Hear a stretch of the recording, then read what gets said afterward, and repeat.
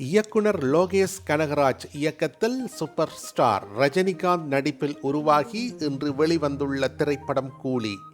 இப்படத்தில் நாகார்ஜுன், சௌபின், சாகிர், உபேந்திரா, அமீர் கான், ஸ்ருதிகாசன், சத்யராஜ் என பல நட்சத்திரங்கள் நடித்துள்ளனர். சன் பிக்சர்ஸ் இப்படத்தை தயாரித்துள்ளது. மேலும் அனிருத் இசையமைத்துள்ளார். ரசிகர்கள் இப்படத்தின் மீது அளவு கடந்த எதிர்பார்ப்பை வைத்திருந்தனர். இந்த நிலையில் பெரிதும் எதிர்பார்ப்புடன் வெளியாகியுள்ள கூலி திரைப்படம் எப்படி இருக்கிறது என்று இந்த விமர்சனத்தில் பார்க்கலாம் வாங்கோ. கதைக்களம். ஹார்பரில் மிகப்பெரிய சாம்ராஜ்யத்தை வைத்து நடாத்தி வருகிறார் கிங்பின் நாகார்ஜுனா.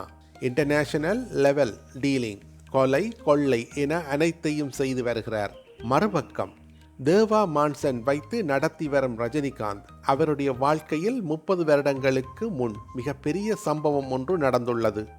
இதனால் அதிலிருந்து தள்ளி வாழ்ந்து வருகிறார். இந்த சமயத்தில் ரஜினியின் நெருங்கிய நண்பரான சத்யராஜ் மரணமடைகிறார். இவருடைய மரணம் இயற்கை ஆனது என அனைவரும் நம்பிக்கொண்டிருக்கும் நிலையில் அவர் கொலை செய்யப்பட்டிருக்கிறார் என்பதை ரஜினிகாந்த் கண்டுபிடிக்கிறார். இதற்கு யார் காரணம், அதை கண்டுபிடிப்பேன் என சத்யராஜ் மகள் ஸ்ருதிகாசனிடம் கூறிவிட்டு அதற்காக வேலைகளை தொடங்குகிறார். சத்யராஜ் கிங்பின் நாகார்ஜுனுக்காக வேலை பார்த்து வந்துள்ளார். அந்த சமயத்தில் தான் அவருடைய மரணம் நிகழ்ந்துள்ளது. இதனால் நாகார்ஜுனாவின் இடத்திற்கு செல்லும் ரஜினிகாந்துக்கு என்ன கிடைத்தது? சத்யராஜின் மரணத்திற்கு என்ன காரணம்? உண்மையாகவே ரஜினிகாந்த் யார்?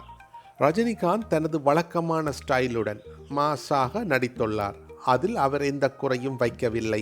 அதேபோல் வில்லன் நாகார்ஜுனா தனக்கு கொடுத்த கதாபாத்திரத்தை சிறப்பாக செய்துள்ளார். இவர்களை விட படத்தில் மிரட்டலான நடிப்பை வெளிப்படுத்தியவர் என்றால் அது நடிகர் சௌபின் சாகிர் தான். முதல் காட்சியில் இருந்து தன்னுடைய ஒவ்வொரு ஷாட்டிலும் நடிப்பால் பட்டியை கிளப்பியுள்ளார் என்றுதான் சொல்ல வேண்டும். அவரை போலவே ஸ்ருதிகாசன் மற்றும் ரசிதாராம் ஆகியோர் தங்களது ரோலில் தனித்து நிற்கிறார்கள். சத்யராஜ், உபேந்திரா, அமீர் கான் என சிறந்த நடிகர்களை சுமாரான கதாபாத்திரத்திற்கு பயன்படுத்தியுள்ளனர். அமீர் கான் கூட கேமியோ என்று விட்டுவிடலாம். ஆனால் சத்யராஜ் மற்றும் உபேந்திராவின் கதாபாத்திரங்களுக்கு இன்னும் ஸ்கோப் கொடுத்திருக்கலாம் என தோன்றுகிறது. வில்லன் கதாபாத்திரத்தை நாகார்ஜுனா சிறப்பாக செய்திருந்தாலும் அந்த கதாபாத்திரத்தில் வலு இல்லை. இப்போது ஒரு வில்லன் கதாபாத்திரம் மிரட்டலாக இருக்கிறதோ அப்போதுதான் ஹீரோவும் மாசாக தெரிவார். அது கூலி படத்தில் மிஸ் ஆகியுள்ளது.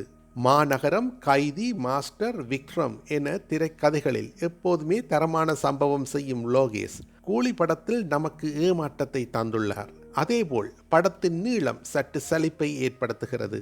சில இடங்களில் குழப்பமாகவும் இருக்கிறது. சண்டை காட்சிகள் சொதப்பல். ரஜினிகாந்த் ஒரே இடத்தில் நிற்கிறார். அனைத்து ரவுடிகளும் அவரை சென்று அடி வாங்கிக் கொள்கிறார்கள். பூஜா ஹெக்டே, மோனிகா பாடல் கலர்ஃபுல்லாக இருந்தாலும் அது தேவையா என்கின்ற கேள்வியும் எழுகிறது. இதையெல்லாம் பார்க்கும்போது ஒரு கட்டத்தில் இது லோகேஷ் படம்தானா என்ற கேள்வியும் எழுகிறது. ஃப்ளாஷ்பேக் காட்சிகள். 80க்கு நம்மை கூட்டி சென்ற விதம், அங்கு ரஜினிகாந்துக்கு வைத்திருந்த மாஸ் மூமெண்ட் சிறப்பாக இருந்தது. மேலும் அனிருத்தின் பாடல்களும் பின்னணி இசையும் ஓகே. ஒளிப்பதிவு மற்றும் எடிட்டிங் படத்திற்கு பலம் சேர்க்கிறது. தெரிந்து கொள்ள உடனே சப்ஸ்கிரைப் செய்து பெல் பட்டனை கிளிக் பண்ணவும்.